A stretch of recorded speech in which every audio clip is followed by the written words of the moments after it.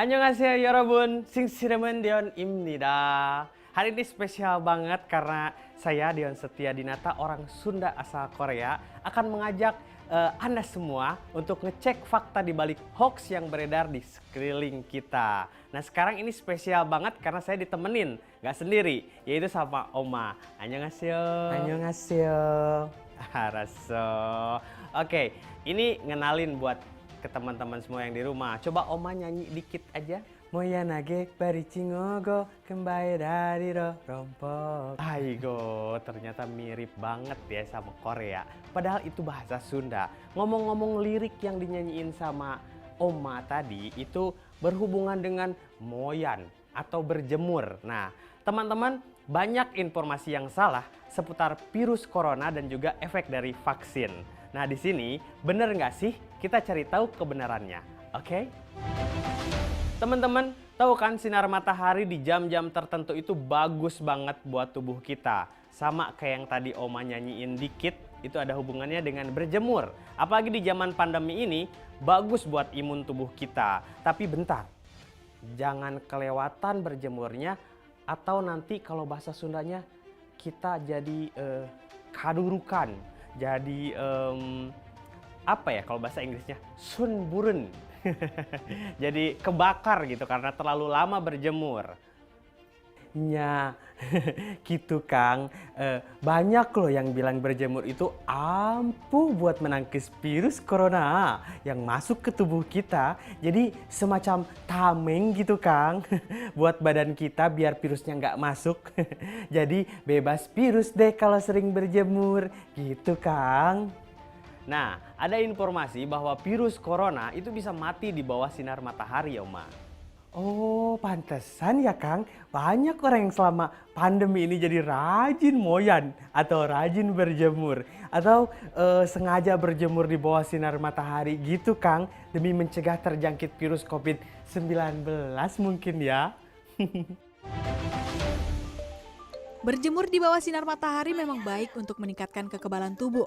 Dengan berjemur, kita bisa mendapatkan vitamin D yang menjadi salah satu gizi mikro yang berperan dalam membangun imunitas tubuh sehingga bisa mencegah penularan COVID-19. Tapi benarkah berjemur bisa membunuh virus COVID-19? Beredar kabar bahwa berjemur bisa membunuh virus corona. Virus bisa mati pada suhu 26 sampai 27 derajat dan virus akan hilang sepenuhnya saat terkena matahari. Kemudian dalam pesan itu disebutkan bahwa minum air panas juga bisa mencegah penularan COVID-19. Apalagi pesan berantai itu pakai embel-embel dikasih tahu sama kerabat yang lulus dengan gelar master dan bekerja di rumah sakit Shenzhen, China. Nah lo beda ya sama anjuran pemerintah untuk vaksinasi. Haigo, gampang pisan ya ternyata membunuh virus ini teh. Cuma berjemur aja lama-lama itu bisa menghilangkan virusnya. Gitu kan Oma? Tapi bener gak sih Kang, kalau berjemur itu bisa mematikan virus corona yang ada di dalam tubuh atau yang sekedar nempel di tubuh kita gitu? Ya udah, kalau gitu kita tanya ahlinya. Bener gak sih berjemur itu bisa bikin kita terbebas dari virus corona? Sejumlah informasi seputar COVID-19 beredar di tengah masyarakat. Meski kebenarannya belum tentu bisa dipastikan. Salah satunya adalah soal berjemur di bawah sinar matahari bisa mematikan virus corona. Berjemur di bawah sinar matahari memang baik untuk meningkatkan kekebalan tubuh.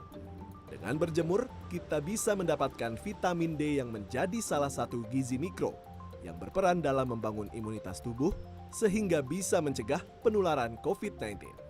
Tapi benarkah berjemur bisa membunuh virus COVID-19? Dokter spesialis penyakit dalam Sofian Kurnia Marsawijaya menyebut, berjemur di bawah sinar matahari memang memberikan manfaat baik bagi tubuh, asalkan dilakukan pada waktu dan durasi yang tepat. Berjemur di bawah sinar matahari langsung di Indonesia sebaiknya dilakukan sebelum pukul 10 pagi, minimal 3 kali seminggu, dengan durasi antara 5 sampai 15 menit. Sejumlah manfaat yang didapat dari berjemur di bawah sinar matahari di antaranya merangsang sistem imunitas tubuh hingga menjaga fungsi otot dan syaraf. Namun Sofian menekankan, Hingga saat ini belum ada penelitian yang membuktikan bahwa berjemur di bawah sinar matahari bisa mematikan virus corona. Jadi memang belum ada studi di Indonesia maupun di dunia yang membuktikan bahwa sinar UV, UVB dan sinar matahari dapat membunuh secara langsung virus corona. Ya. Cuman ada satu penelitian yang mengatakan dengan suhu di atas 50 derajat 56 derajat Celcius dan UV light dapat membunuh virus-virus tertentu, ya, tapi bukan virus corona. Manfaat berjemur secara tidak langsung ya berkaitan untuk menangkal virus COVID ya. Jadi secara tidak langsung ya. Jadi pada saat berjemur di pagi hari, khususnya di kurang dari jam 10 ya, jam 9 bisa, jam 8 bisa, itu dapat merangsang tubuh menghasilkan vitamin D3. Nah, vitamin D3 ini melalui metabolit aktifnya 1,25 OH2 merangsang sistem imun, ya, dapat merangsang sistem imun, kemudian meningkatkan berbagai macam kalsium, fosfat, dan menjaga fungsi otot dan saraf. Merangsang sistem imunitas berdasarkan adanya reseptor vitamin D ya, di berbagai macam makrofag, monosit, sel limfosit T dan limfosit B yang teraktivasi, dan adanya kemampuan 1,25 OH2 ini untuk mengatur proliferasi fungsi makrofag, kemudian sel-sel T dan B dan sel dendritik. Raso, ternyata begitu penjelasannya ya teman-teman. Memang kuman itu bisa mati kalau terpapar sinar ultraviolet atau direbus dengan suhu tinggi. Tapi itu nggak benar kalau dengan berjemur di bawah sinar matahari itu coronanya bakal mati. Itu nggak benar. Nah kan jadi tahu sekarang, meski tidak membunuh virus corona, tapi berjemur di bawah sinar matahari itu sangat bermanfaat bagi tubuh kita, Oma, gitu. Berjemur di bawah sinar matahari yang tepat itu bisa mendapatkan asupan vitamin D3 yang hanya bisa didapatkan atau dihasilkan di dalam tubuh dari cahaya matahari, Kang. Begitu. Ada jam-jam tertentu yang manjur banget buat dapetin vitamin D dari sinar matahari. Nah, untuk di negara tropis kayak Indonesia ini, berjemur yang paling bagus itu jam 9 pagi. Itu udah oke banget buat ningkatin kadar vitamin D dalam tubuh kalian semua. Jadi berjemur itu cukup dilakukan 3 kali dalam seminggu aja, nggak usah tiap hari. Nah, jadi berjemur itu baik untuk asupan vitamin D. Asal jangan berlebihan. Jika tubuh kita sehat, cukup vitaminnya, kita akan mudah juga terhindar dari segala macam virus atau penyakit, Kang. Nih. Nah, Oma, aya hiji deui nu kudu dicaritakeun. Ieu tentang vaksin. Ada unggahan di sosial media yang menyebutkan bahwa vaksin itu menyebabkan kemandulan. Cangka mah, di unggahan di Facebook ini disebut bahwa vaksin corona dari Cina itu dapat menyebabkan gangguan kesuburan alias bikin bikin mandul. Aduh. Vaksinasi COVID-19 gencar dilakukan di berbagai negara. Kelompok usia lanjut juga sudah bisa disuntik vaksin untuk membentuk imunitas terhadap virus corona. Namun, masih ada saja yang merasa takut divaksin, apalagi ada kabar beredar kalau vaksin COVID-19 bisa menyebabkan kemandulan. Kabar itu tersebar di media sosial yang menyebutkan bahwa perusahaan multinasional produsen farmasi GlaxoSmithKline GSK yang melaporkan bahwa vaksin corona menyebabkan kemandulan. Ada agen sterilisasi dalam virus corona sehingga menyebabkan kemandulan tidak hanya pada pasien, tetapi juga pada pasangan seksual orang yang disuntik. Haigo, serius iya mah? Ngomong nanti pakai bahasa raringis nu teu ngarti urang mah. Jeung lain orang Indonesia. Tapi kan namanya netizen itu di mana-mana ya pemirsa. Langsung nyebar informasinya termasuk sampai ke sini, ke Indonesia. Terus tahu-tahu ada deh yang nolak vaksin karena takut mempengaruhi kesuburan. Ngeri ya Kang ya. Tapi mari kita cek-cek kebenarannya Kang. Bener nggak sih vaksin corona COVID-19 bisa mengakibatkan kemandulan? Upaya menggencarkan vaksinasi COVID-19 oleh pemerintah kerap terganjal sejumlah mitos yang beredar di masyarakat. Salah satu mitos yang beredar adalah soal vaksin COVID-19 bisa menyebabkan kemandulan.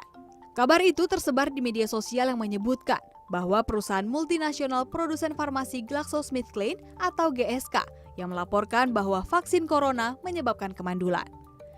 Ada agen sterilisasi dalam virus corona sehingga menyebabkan kemandulan. Tidak hanya pada pasien, tetapi juga pada pasangan seksual orang yang disuntik. Namun, klaim yang menyebut vaksin menyebabkan kemandulan dibantah oleh dokter spesialis kebidanan dan kandungan, Dr. Boy Abidin. Vaksin menyebabkan kemandulan itu kabar yang tidak benar. Ada kaitan sama sekali antara vaksin dengan kemandulan. Ya, jadi gini kan, kalau vaksin itu kan tujuannya adalah untuk memberikan kekebalan antibodi terhadap beberapa macam penyakit. Ya, kita bicara vaksin secara umum ya, tidak hanya vaksin COVID saja. Jadi artinya diberikan satu zat yang menyebabkan tubuh itu akan melawan zat tersebut ya. Jadi itu biasanya suatu keluar antibodi, kemudian kita harapkan tubuh akan mempunyai kekebalan terhadap kuman tersebut atau virus tersebut begitu. Jadi nggak ada kaitannya. Jadi kalau mandul atau pasangan suami istri yang susah untuk hamil, artinya kan bisa mandul. Artinya tadi ditakutkan mandul pada pria maupun pada wanita. Sebenarnya nggak ada kaitan.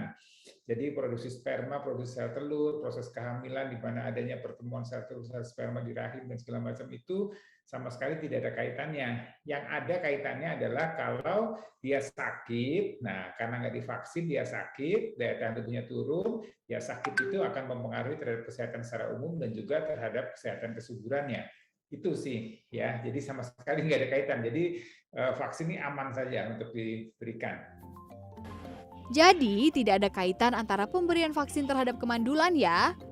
Justru vaksin berfungsi untuk meningkatkan kekebalan tubuh seseorang yang secara tidak langsung berpengaruh pada daya tahan kesuburannya. Nah tuh, udah paham kau ya? Belum ada identifikasi masalah kesehatan terkait hormon yang dilepurkan dari uji klinis vaksin COVID yang sedang berlangsung. Berbagai studi telah menunjukkan bahwa antibodi terhadap protein spike SARS-CoV-2 itu nggak akan nyerang plasenta karena telah ditemukan antibodi SARS-CoV-2 pada bayi yang baru dilahirkan. Antibodi ini telah melewati plasenta dari ibunya ketika mereka terinfeksi selama masa kehamilan, Kang. Oke, dan para ahli juga kembali menegaskan bahwa semua vaksin COVID-19 yang dikembangkan untuk mengatasi pandemi virus corona ini telah melalui tahapan pengujian pada hewan dan tidak ada efek samping apapun yang mempengaruhi kesuburan.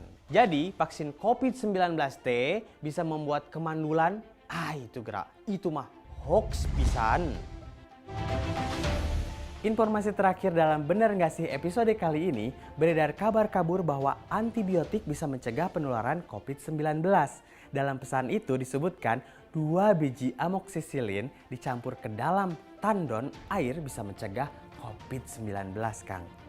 Waduh, meni seueur pisannya, eta mah kanggo ibak meureun buat mandi sampai banyak gitu. Bener nggak sih? Beredar pesan di media sosial yang menyatakan bahwa 2 biji amoksilin diklaim bisa mencegah COVID-19. Caranya dengan menaruh 2 biji amoksilin ke dalam tandon air. Isi pesan itu juga menyampaikan bahwa Menteri Koordinator Bidang Kemaritiman dan Investasi, Luhut Binsar Panjaitan, sudah melakukan itu di rumahnya dan juga diterapkan di rumah-rumah dinas lainnya. Bener nggak sih? Amoksisilinnya habis berapa eta tehnya? Tapi bener nggak sih amoksisilin ini obat antibiotik yang bisa menangkis corona? Coba kita dangukeun ti ahlina. Beredar pesan di media sosial yang menyatakan bahwa 2 biji amoksilin diklaim bisa mencegah COVID-19. Caranya dengan menaruh 2 biji amoksilin ke dalam tandon air. Padahal antibiotik tidak efektif melawan virus. Dikutip dari situs covid19.go.id, antibiotik hanya efektif melawan infeksi bakteri. Sementara COVID-19 disebabkan oleh virus, sehingga antibiotik tidak efektif melawan COVID-19. Kemudian antibiotik juga tidak boleh digunakan sebagai upaya pencegahan karena bisa menyebabkan komplikasi. Menurut dokter spesialis paru konsultan Dr. Sudarsono, penggunaan antibiotik sejak dini bisa menyebabkan pasien yang sebenarnya gejala belum berat atau non-severe pada tahap awal Tapi akibat penggunaan antibiotik yang tidak tepat malah membuat pasien memiliki gejala berat. Ada penelitian disebut Dr. Sudarsono, kasus itu terjadi pada 1.630 pasien. Oleh antibiotik itu memang sebenarnya tidak berhubungan secara signifikan dengan tingkat kematian. Jadi oleh karena itu disimpulkan di dalam jurnal ini bahwa penggunaan antibiotik harus dihindari kecuali benar-benar diperlukan pada pasien yang non-severe, terutama pada awal tahap. Jadi penggunaan antibiotik untuk pencegahan itu tidak tepat ya, apalagi antibiotiknya dibuat mandi. Tuh, dengerin ya. Jelas kan Oma? Lagi pula, dilansir dari kantor berita AFP, WHO menjelaskan bahwa antibiotik itu tidak dapat digunakan untuk mencegah atau mengobati COVID-19, Kang. Ya, dan juga WHO mencatat bahwa mereka yang dirawat di rumah sakit akibat COVID-19 dapat menerima antibiotik karena penyakit tersebut dapat menyebabkan infeksi bakteri lainnya. Para ahli kesehatan juga memperingatkan bahwa penyalahgunaan antibiotik itu dapat menyebabkan infeksi bakteri yang resisten terhadap obat, Kang. Tuh, jadi antibiotik yang bisa mencegah virus corona itu hoax ya Robun. Semoga rangkaian informasi-informasi yang kami sampaikan bisa membuat teman-teman semua lebih paham dan bisa membedakan mana informasi yang benar dan mana yang tidak benar, alias hoax. Ayo segera vaksin bagi kalian yang memungkinkan untuk divaksin. Jangan ditunda-tunda biar cepat selesai ini pandeminya. Jaga protokol kesehatan dan jangan kendor. Sampai jumpa lagi di Bener Nggak Sih? Menguak fakta di balik hoax lainnya ya. Saya Dion Setiadinata dan Saya Oma Kamsahamnida.